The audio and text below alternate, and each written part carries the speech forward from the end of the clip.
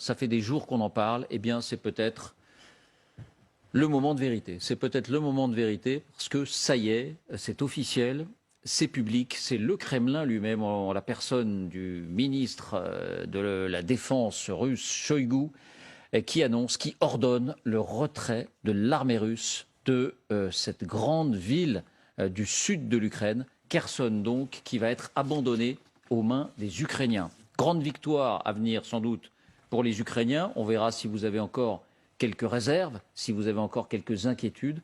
Mais de toute évidence, cette date du 9 novembre restera importante dans le déroulement de cette guerre. Voyons précisément comment s'est faite l'annonce. Voilà ce qu'elle recouvre. Voyons ce qu'elle recouvre exactement. Voyons l'impact qu'elle va avoir dans les prochaines heures, dans les prochains jours. Voici les indispensables avec Fanny Veil. Bonsoir Fanny. Bonsoir David, bonsoir à tous. Alors juste avant d'en venir à cette annonce, rappelez-nous, pour qu'on mesure bien ce qui est en train de se passer, rappelez-nous ce qu'est Kherson, ce qu'était Kherson, enfin ce que c'est encore pour les Russes depuis quelques mois. Eh bien c'est tout un symbole David. Ils ont pris Kherson 6 jours seulement après le début de l'invasion en Ukraine, le 2 mars. C'est la plus grande ville qu'ils aient conquise depuis le début de la guerre, 280 000 habitants. C'est aussi la seule capitale régionale dont ils aient pris le contrôle. Ils ont ensuite tout fait pour en faire une ville 100% russe. Ils ont entamé une russification à vitesse grand V, provoquant parfois au début de l'invasion des manifestations des habitants ukrainiens.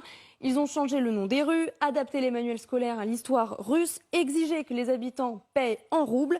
C'est donc aujourd'hui un revers terrible pour la Russie. D'ailleurs, Vladimir Poutine a refusé jusqu'au dernier moment que les troupes de Moscou quittent la ville. Alors que sait-on de cette annonce? Qu'est-ce qui s'est dit précisément aujourd'hui, par qui et comment?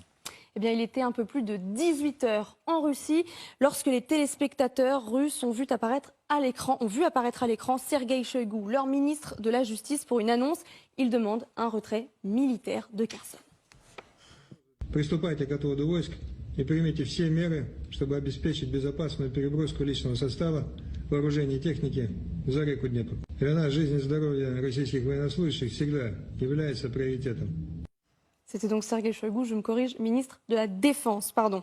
Quelques instants plus tard, c'est le chef de ce que les Russes appellent encore une opération militaire spéciale qui prend à son tour la parole et qui annonce un retrait rapide. Маневр войск будет осуществлен в ближайшие сроки. Соединения части займут подготовленные в инженерном отношении оборонительные рубежи и позиции на левом берегу реки Днепр. Доклад закончен. En quelques minutes donc, le sort de Kherson bascule. Les Russes renoncent à défendre la ville face à la contre-offensive ukrainienne.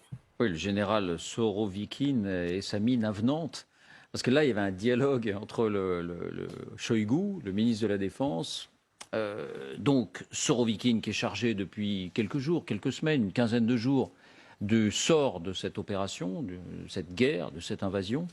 Il y avait quelques hommes autour d'eux et d'une certaine manière, c'est un peu comme si Shoigu donnait l'ordre à Sorovikin de retirer les troupes. Évidemment, tout ça est une mise en scène, puisque Sorovikin demande depuis le début, depuis son entrée en fonction, il ne croit plus que Kherson puisse être gardé, et donc il demande depuis le départ que on s'intéresse, qu'on sauve ces 15 ou 20 000 soldats russes et qu'on puisse leur permettre de se retirer.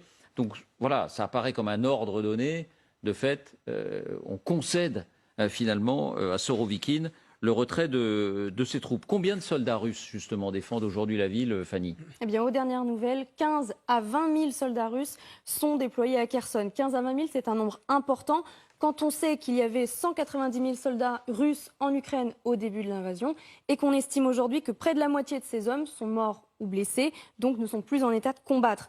15 à 20 000 soldats, ça représente donc à peu près 20% des troupes qui restent aujourd'hui sur le terrain et qui sont, elles, encore en état de se battre. Et d'un mot, est-ce qu'il s'agit de troupes aguerries ou bien est-ce qu'il s'agit de novices qui viennent d'être envoyés là-bas?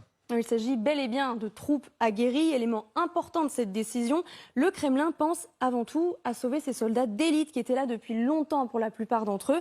Rien à voir, en tout cas pour l'essentiel de ces hommes à Kherson, avec les nouveaux conscrits mobilisés depuis le mois de septembre. Bon, alors, si l'armée russe retire ses soldats, je le disais il y a un instant, c'est parce qu'elle estime qu'ils ne peuvent plus être sauvés, qu'ils vont être encerclés et que ce serait désastreux d'avoir 15 ou 20 000 soldats, surtout des soldats d'élite, faits prisonniers par l'armée ukrainienne. Mais on a beaucoup entendu dire que les ponts qui pouvaient leur permettre donc, de quitter la ville et de se replier vers l'est, donc vers la rive orientale du Dniepr, que ces ponts-là ont été détruits par l'armée ukrainienne. Donc comment peuvent-ils se retirer alors ? Mais on a vu effectivement, David, des images de ces ponts qui permettaient de franchir le Dniepr dans la région, coupés, hors d'usage, détruits effectivement par les Ukrainiens pour piéger les Russes et empêcher leur ravitaillement. Il faut savoir que par endroits, ce fleuve, le Dniepr, fait jusqu'à 1 km de largeur, c'est beaucoup. Le plus probable est que Moscou organise une chaîne de bateaux. Souvenons-nous d'ailleurs de cette image. Les Russes avaient mis à l'abri ces derniers jours une petite flottille des embarcations, un peu, souvenez-vous, comme les Anglais à Dunkerque en 1940. Ils avaient envoyé des bateaux de plaisance ou des bateaux de pêche pour porter secours aux soldats britanniques coincés en France sur la plage de Dunkerque. Où vont être repositionnés ces soldats ? Eh bien, vous savez, lundi, souvenez-vous, on parlait de la part du feu. Eh bien, c'est exactement ça. Les Russes, considérant que Kherson est perdu, se positionnent désormais au niveau de ces lignes que nous vous avons tracées en blanc, ces 3 lignes de défense à quelques kilomètres du Dniepr pour empêcher les Ukrainiens d'aller plus loin. D'ailleurs, il est vraisemblable qu'en partant, ils aient posé des mines, des pièges dans la ville de Kherson. Écoutez l'historien militaire Cédric Masse, joint par nos équipes. Ça va être dans les prochaines heures et les prochains jours que nous allons voir la progression des forces ukrainiennes qui va nécessairement être très prudente parce que si l'évacuation a été préparée sur plusieurs jours comme c'est manifeste, comme il est manifeste que c'est le cas, eh bien nous risquons d'avoir des mines, des pièges, des explosifs qui sont laissés à dessein pour blesser, tuer, ralentir. Voilà. Depuis leur nouvelle position, les Russes pourront tout à fait bombarder Kherson. Ils pourront aussi frapper les Ukrainiens qui essaieraient de franchir le Dniepr. Bref, David, ils feront tout pour stopper les soldats de Kiev. Vous restez avec nous, Fanny, parce qu'on abordera un dernier point tout à l'heure, qui est un peu latéral à ce qu'on va évoquer. C'est que le chef adjoint de cette administration russe de Kherson a trouvé la mort aujourd'hui, le jour même où l'armée de Moscou annonce le retrait des troupes. Il trouve la mort dans un accident de voiture. Dans cette région de Kherson, évidemment, on ne peut pas s'empêcher d'imaginer que sa mort n'est peut-être pas entièrement naturelle, mais vous nous en parlerez tout à l'heure. D'abord,